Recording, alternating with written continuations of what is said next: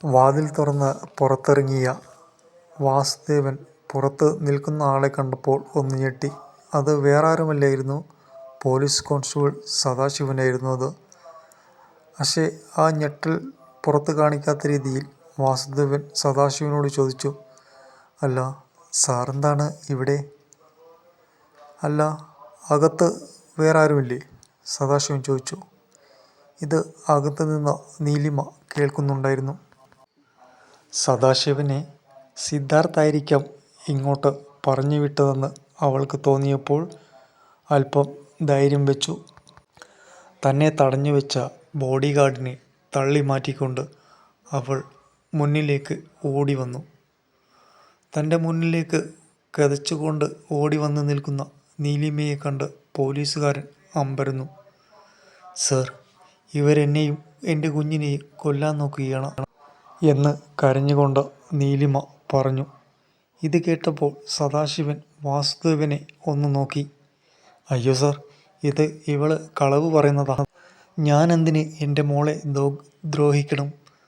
ഇത് കേട്ട നീലിമ പുച്ഛത്തോടുകൂടി അയാളെ നോക്കി. "സർ, ഞാൻ പറഞ്ഞത് സത്യമാണ്.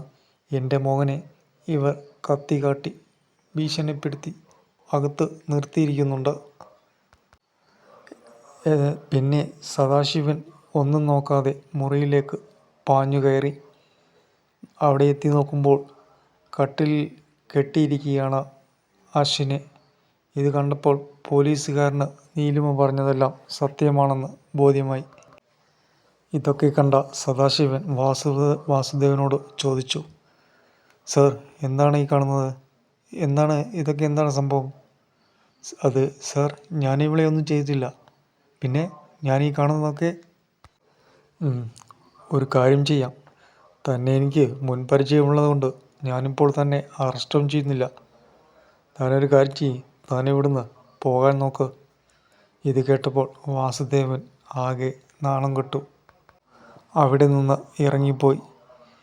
നീലിമയ്ക്ക് അപ്പോഴാണ് ആകെ ഒരു സമാധാനമായത്. അവളുടനെ അശ്വിനെ വാരിപ്പുണർന്നു. അപ്പോൾ സദാശിവൻ പറഞ്ഞു, "കുട്ടി, ഇനി പേടിക്കണ്ട.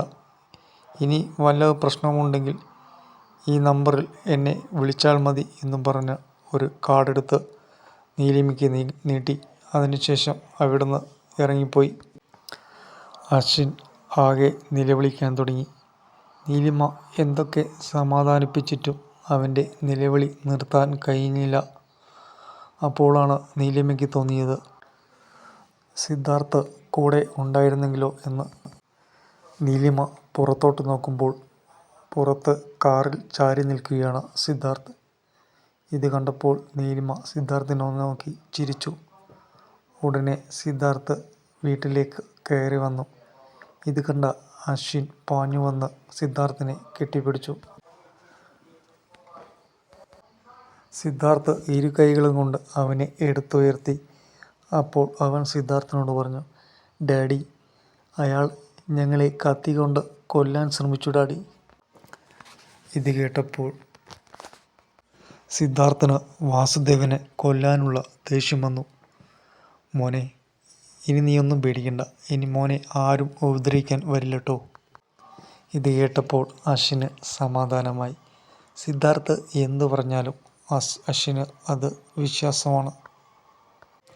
"പേടിക്കണ്ട, ഇനി അവർ വരില്ല" എന്ന് സിദ്ധാർത്ഥ് നീലിമയെ നോക്കി പറഞ്ഞു.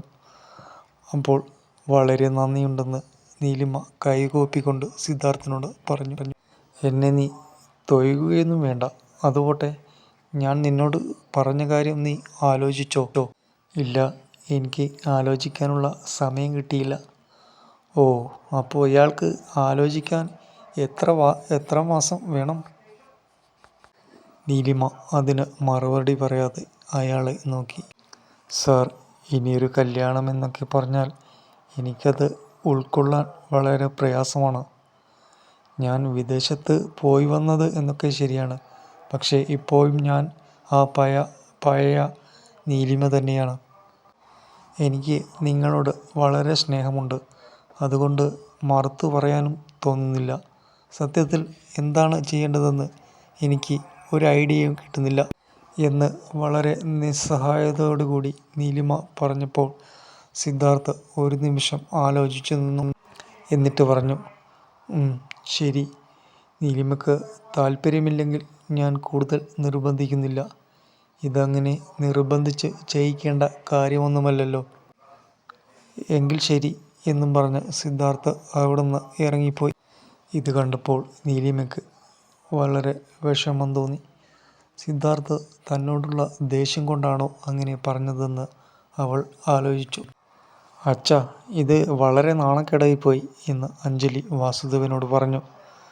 അത് ഞാനെന്താ ചെയ്യാനാ മോളെ? ആ സന്ദർഭത്തിൽ തന്നെ അവൾ പോലീസിനെ വിളിച്ചില്ലേ? അപ്പോൾ അച്ഛന് പോലീസിനെ ഇത്രയ്ക്ക് പേടിയാണോ? ഭാമയും അയാളെ കുറ്റം പറഞ്ഞപ്പോൾ വാസുദേവൻ പറഞ്ഞു, എൻ്റെ ഭാമേ, അല്ലെങ്കിൽ തന്നെ സദാശിവൻ ഞാൻ തമ്മിൽ മുമ്പേ ചെറിയ ഉടക്കുണ്ട്. അയാളാണ് അന്ന് അവിടെ വന്നത്. ഇനി അതിൻ്റെ പേരിൽ വേറെ ഒരു കേസ് കൂടി വേണോ? അതൊക്കെ നിങ്ങൾക്ക് അവിടുന്ന് ഹാൻഡിൽ ചെയ്യാവുന്ന കേസായിരുന്നു ഉള്ളൂ. ആ പെണ്ണ് അവിടുന്ന് രക്ഷപ്പെട്ടു. ഇനി അവളെ എവിടെ പോയി തപ്പാനാ? അങ്ങനെ അവൾ അവിടുന്ന് രക്ഷപ്പെടില്ല. നാളെയായെങ്കിലും നമുക്ക് അവളെ അവിടുന്ന് പോക്കാം. ഇത് കേട്ടപ്പോൾ അഞ്ജലി, എൻ്റെ പൊന്നച്ഛാ, അവളെ അച്ഛനറിയില്ലേ? പഠിച്ച കള്ളിയാ. അവൾ ഇന്ന് രാത്രി തന്നെ അവിടുന്ന് രക്ഷപ്പെടാൻ നോക്കും. അച്ഛനൊന്ന് ആലോചിച്ച് നോക്കിയേ. ആ സുധാകരൻ കിളവൻ നമ്മളെ വാക്കി വെച്ചേക്കുന്നു തോന്നുന്നുണ്ടോ അച്ഛാ? വെറുതെ ഇരുന്ന അയാളെ അച്ഛനൊരുത്തനാ ആവശ്യമില്ലാതെ നീലിമയുടെ കാര്യമൊക്കെ പറഞ്ഞ് മോഹിപ്പിച്ചത്. അപ്പോൾ ഭാമ വാസുദേവനെ ന്യായീകരിച്ചു. അവളെ അവിടുന്ന് കൂട്ടിക്കൊണ്ടുവരാൻ പോയ അച്ഛൻ്റെ കൂടെ അവൾ വരാത്തത് നിൻ്റെയൊക്കെ സ്വഭാവ ഗുണം കൊണ്ട് തന്നെയാണ്. അവളോട് സ്നേഹത്തോടെ നിന്ന് പെരുമാറണമെന്ന് ഞാൻ നിന്നോട് പറഞ്ഞതല്ലേ അഞ്ജലി എന്ന് ഭാമ അഞ്ജലിയെ കുറ്റപ്പെടുത്തി. അച്ഛനൊരു കാര്യം ചെയ്യ്, ഇന്ന് രാത്രി തന്നെ പോയി അവളെ പിടിച്ചോണ്ട് വാ മോളെ. അവിടെ പോലീസുകാരുടെ കാവലുണ്ടാവും. ഞാനിന്ന് രാത്രി അവിടെ ചെന്നാൽ പോലീസ് എന്നെ പൊക്കും. രാത്രി എന്താ, പോലീസുകാർ അവൾക്ക് കാവൽ നിൽക്കല്ലേ? അതല്ല അച്ഛാ, അവൾ ഇന്ന് രാത്രി തന്നെ ചെക്കനെയും കൂട്ടി അവിടുന്ന് കടന്നു കളയും. അതിനു മുമ്പ് അവളെ പൊക്കണം മോളെ. ഞാൻ ശ്രമിക്കുന്നുണ്ട്, നീയൊന്ന് സമാധാനപ്പെട് എന്ന് അച്ഛൻ അവളോട് പറഞ്ഞു. സിദ്ധാർത്ഥ് വളരെ നിരാശനായിരുന്നു. നീലിമ എന്തോ വിവാഹത്തിന് വലിയ താല്പര്യം കാണിക്കാത്തതിൽ സിദ്ധാർത്ഥ് ആകെ നിരാശനായി. പിന്നെ ആലോചിച്ചപ്പോൾ നീലിമ ചെയ്തത് ആണ് ശരിയെന്ന് സിദ്ധാർത്ഥിനും തോന്നി. എന്തായാലും ഉടനെയൊന്നും തൻ്റെ കല്യാണം ഉണ്ടാവില്ല. അവളെ ഒന്ന് സഹായിക്കണം എന്ന് തോന്നിയത് കൊണ്ട് കൂടിയാണ് താൻ അങ്ങനെ ഒരു ആവശ്യം അവളുടെ മുന്നിൽ വെച്ചത് എന്നൊക്കെ ഇങ്ങനെ ആലോചിച്ചിരിക്കുകയായിരുന്നു സിദ്ധാർത്ഥ്. അപ്പോഴാണ് ഗീത സിദ്ധാർത്ഥിൻ്റെ അടുത്തേക്ക് വന്നത്. എന്തു പറ്റി മോനെ? പക്ഷേ നടന്ന കാര്യങ്ങൾ തുറന്നു പറയാൻ സിദ്ധാർത്ഥിൻ്റെ അഭിമാനം അവനെ സമ്മതിച്ചില്ല. ഏയ് ഒന്നുമില്ല എന്നൊരു അലസമട്ടിൽ സിദ്ധാർത്ഥ് മറുപടി പറഞ്ഞു. നീ ഇങ്ങനെ വെറും ബിസിനസ് എന്ന ചിന്തയിൽ മാത്രം നടക്കുന്നത് കൊണ്ടാണ് ഇങ്ങനെ. നീയൊരു കല്യാണം കഴിക്ക്, കുടുംബമായിട്ടൊക്കെ ജീവിക്ക് എന്നൊക്കെ ഗീത അവനോട് പറഞ്ഞു. അമ്മേ, എൻ്റെ തല പെരുക്കുന്നു എന്ന് ദേഷ്യത്തോടു കൂടി സിദ്ധാർത്ഥ് പറഞ്ഞപ്പോൾ ഗീതയുടെ ഭാവം മാറി. പിന്നീട് സിദ്ധാർത്ഥിന് പറഞ്ഞതോർത്ത് സങ്കടമായി. അമ്മേ, നമുക്ക് ആലോചിക്കാം, സമയമാവട്ടെ. എപ്പോൾ സമയമാവട്ടെ എന്നാ മോനെ നീ പറയുന്നത്? അതൊക്കെ നടക്കും അമ്മേ, അതിനൊക്കെ ഒരു സമയമുണ്ട്. ഓ, അപ്പോഴത്തേക്കും ഞങ്ങളൊക്കെ ഉണ്ടാകുമോ ആവോ? അതും പറഞ്ഞ് സിദ്ധാർത്ഥ് അവിടുന്ന് ഇറങ്ങിപ്പോയി. അമ്മ വിവാഹക്കാര്യം പറയുമ്പോഴെല്ലാം സിദ്ധാർത്ഥിൻ്റെ മനസ്സിൽ വന്നിരുന്നത് നീലിമയുടെ രൂപമായിരുന്നു. അതുകൊണ്ട് തന്നെ അവന് അതൊരു സമാധാനമായിരുന്നു. രാത്രി 10 മണിയായിട്ടും നീലിമയ്ക്ക് ഉറക്കം വരുന്നില്ല. അവൾക്ക് ആദി പറഞ്ഞതും അച്ഛൻ പറഞ്ഞതുമായ കാര്യങ്ങളോർത്ത് ആകെ വിഷമം തോന്നി. അശ്വിനും ഇങ്ങനെ ഉറങ്ങാതെ കിടക്കുന്നത് കണ്ടപ്പോൾ നീലിമ പറഞ്ഞു, മോനെ, സമയം ഒരുപാടായി, കിടന്നുറങ്ങാൻ നോക്ക്. അപ്പോൾ അശ്വിൻ ചോദിച്ചു, അമ്മേ, ഗ്രാൻഡ്പാ ഇനിയും വരുമോ? മോൻ പേടിക്കണ്ട, ഇനി ആരും ഇവിടേക്ക് വരില്ല. ഇനി വന്നാൽ പോലീസ് മാമൻ പിടിക്കില്ലേ? എന്നൊക്കെ കുഞ്ഞിനെ സമാധാനിപ്പിക്കാൻ വേണ്ടി നീലിമ പറഞ്ഞു. ഇനി വന്നാൽ ഞാൻ എൻ്റെ ഡാഡിയെ വിളിക്കും. ഈ പ്രാവശ്യം ഇത് കേട്ടപ്പോൾ നീലിമയ്ക്ക് ദേഷ്യമൊന്നും വന്നില്ല. സിദ്ധാർത്ഥ് കൂടെയുണ്ട് എന്നുള്ളത് അശ്വിന് ഒരു ധൈര്യമാണെന്ന് നീലിമയ്ക്ക് അറിയാം. അവൻ തൽക്കാലം അങ്ങനെ തന്നെ കരുതട്ടെയെന്ന് നീലിമ വിചാരിച്ചു. നീലിമ ആലോചിക്കുകയാണ്.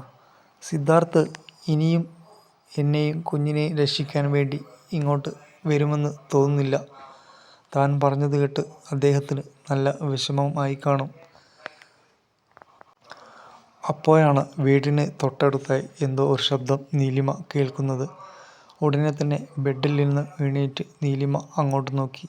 ആ ഭാഗത്താണെങ്കിൽ മറ്റു വീടുകളൊന്നുമില്ലാത്തതുകൊണ്ട് വല്ല കള്ളനോ കയറിയാലോ മറ്റും ഒന്നും അറിയില്ല. നീലിമയ്ക്ക് തെല്ല് ഭയം ഇല്ലാതെയില്ല. അവൾ അങ്ങനെ നിൽക്കുമ്പോൾ താഴത്തെ വാതിലിൽ ആരോ തള്ളുന്നതായി അവൾക്ക് തോന്നി. ഉള്ള ധൈര്യം സംഭരിച്ച് അവൾ ചോദിച്ചു, ആരാ അവിടെ? അത് കേട്ടപ്പോൾ താഴിൽ നിന്ന് അഞ്ജലി അച്ഛനോട് പറയുന്നത് അവൾ കേട്ടു. അച്ഛാ, ഉള്ളിൽ അവളുണ്ട്. ഇത് കേട്ടപ്പോൾ നീലിമയ്ക്ക് മനസ്സിലായി താഴെ ആരാണ് ഉള്ളതെന്ന്. അവൾ അശ്വിനെ കൊണ്ടുവച്ച് ബെഡിൽ കിടത്തിയ ശേഷം ധൈര്യം സംഭരിച്ച് ഒരു കത്തിയെടുത്ത് വാതിൽ തുറന്നു. നീലിമ പുറത്തിറങ്ങിയത് കണ്ട് വാതിൽ ചവിട്ടിപ്പൊളിക്കാനുള്ള ശ്രമം അഞ്ജലി ഉപേക്ഷിച്ചു. എന്താടി നിന്റെ പ്രശ്നം എന്നും പറഞ്ഞ് നീലിമ കത്തിയെടുത്ത് വീശി. ഇത് കണ്ടപ്പോൾ പേടിച്ച് അഞ്ജലി പിന്നോട്ട് മാറി. അപ്പോഴാണ് കൂടെയുള്ളവരെ നീലിമ കാണുന്നത്. മുമ്പ് വന്ന ബോഡി ഗാർഡും അച്ഛനും അഞ്ജലിയുടെ കൂടെയുണ്ടായിരുന്നു.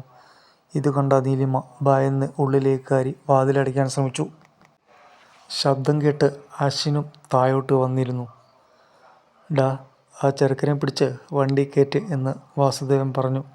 അപ്പോൾ നീലിമ അശ്വിനെ ചേർത്ത് പിടിച്ചു. പ്ലീസ്, ഞങ്ങളെ ഉപദ്രവിക്കരുത്, ഞങ്ങളെ വെറുതെ വിടൂ. അപ്പോൾ അഞ്ജലി പറഞ്ഞു, നിങ്ങളെ വെറുതെ വിടാം, പക്ഷേ അതിനു മുമ്പ് ഞങ്ങൾ പറഞ്ഞ ഒരു കാര്യം നീ ചെയ്യണം. സുധാകരനും നീ തമ്മിലുള്ള രജിസ്റ്റർ മാരേജ് നാളെ നടക്കും. അത് നടന്നില്ലെങ്കിൽ നിന്നെയും നിൻ്റെ മോനെയും ഞാൻ കൊല്ലും. നിനക്ക് എന്നെ ശരിക്കും അറിയാലോ. ഇങ്ങനെ പറഞ്ഞപ്പോൾ നീലിമയ്ക്ക് ശരിക്കും അവരെ ഞെക്കിക്കൊല്ലാനുള്ള ദേഷ്യമുണ്ടായിരുന്നു. ഇനിയും ഇവിടെ നിന്നാൽ ഇവൾ രക്ഷപ്പെടും എന്ന് വാസുദേവൻ പറഞ്ഞപ്പോൾ ബോഡി ഗാർഡ് അവളെ പിടിച്ച് കെട്ടി അവളുടെ മൊബൈലും കൈക്കലാക്കി. നീലിമ തളർന്ന് താഴെയിരുന്നു. ദയവ് ചെയ്ത് എൻ്റെ മോനെ നിങ്ങൾ ഒന്നും ചെയ്യരുത്. നിങ്ങൾ പറയുന്നത് പോലെയൊക്കെ ഞാൻ ചെയ്യാം എന്ന് നീലിമ അവരോട് പറഞ്ഞു. താൻ അങ്ങനെ പറഞ്ഞില്ലെങ്കിൽ തൻ്റെ മോനെ അവർ ഉപദ്രവിക്കുമെന്ന് നീലിമയ്ക്ക് ഉറപ്പായിരുന്നു. അതുകൊണ്ടാണ് അവൾ അങ്ങനെ പറഞ്ഞത്. ഇത് കേട്ട് വാസുദേവൻ സന്തോഷത്തോടു കൂടി അഞ്ജലിയുടെ മുഖത്ത് നോക്കി പുഞ്ചിരിച്ചു. അവരെ തൽക്കാലം വിട്ടേക്ക് എന്ന് വാസുദേവൻ തൻ്റെ ബോഡി ഗാർഡിനോട് പറഞ്ഞു. ഉടനെ അശ്വിൻ വന്ന് അമ്മയെ കെട്ടിപ്പിടിച്ചു. അമ്മേ എന്നുകൊണ്ട് കരഞ്ഞു വന്ന് അമ്മയെ കെട്ടിപ്പിടിച്ചു. അപ്പോൾ നീലിമ പറഞ്ഞു, മോനെ കരയണ്ട, അമ്മയുണ്ട് കൂടെ. ഉടനെ അഞ്ജലി നീലിമയോട് പറഞ്ഞു, എങ്കിൽ പിന്നെ വാ പോകാം. എങ്ങോട്ട്? നീലിമ ചോദിച്ചു. എങ്ങോട്ടെന്നോ? നാളെയല്ലേ നിൻ്റെ കല്യാണം. അപ്പോൾ അതിന് ഒരുപാട് ഒരുക്കങ്ങളില്ലേ. അതുകൊണ്ട് നീ ഇപ്പോൾ വാ. വാടി, വന്ന് വണ്ടിയിൽ കയറ് എന്ന് വാസുദേവൻ പറഞ്ഞു. താൻ കുടുങ്ങിയെന്ന് നീലിമയ്ക്ക് ബോധ്യമായി. ഉടനെ രക്ഷപ്പെടാനുള്ള ഒരു ബുദ്ധി എന്ന വണ്ണം അവൾ പറഞ്ഞു, ഞാൻ തീർച്ചയായും നാളെ രാവിലെ വരാം. ഇന്നെനിക്ക് ഇവിടെ എല്ലാ കാര്യങ്ങളും സാധനങ്ങളൊക്കെ എടുക്കാനുണ്ട്. എൻ്റെ ആ ഐഡിയ നീ പോയി പള്ളിയിൽ പറഞ്ഞാൽ മതി. എന്നാൽ ദേഷ്യം പുറത്ത് കാണിക്കാതെ നീലിമ അഞ്ജലിയോട് പറഞ്ഞു, അതല്ല അഞ്ജലി, എനിക്ക് എൻ്റെ സാധനങ്ങളൊക്കെ ഇവിടെയല്ലേ ഉള്ളത്. എനിക്ക്. അപ്പോൾ വാസുദേവൻ പറഞ്ഞു, അഞ്ജലി രാത്രിയായില്ലേ, ഇനി ഇവിടുന്ന് തന്നെ ഒരുങ്ങട്ടെ. അശ്വിൻ അപ്പോഴും കരഞ്ഞുകൊണ്ടേ ഇരിക്കുകയായിരുന്നു.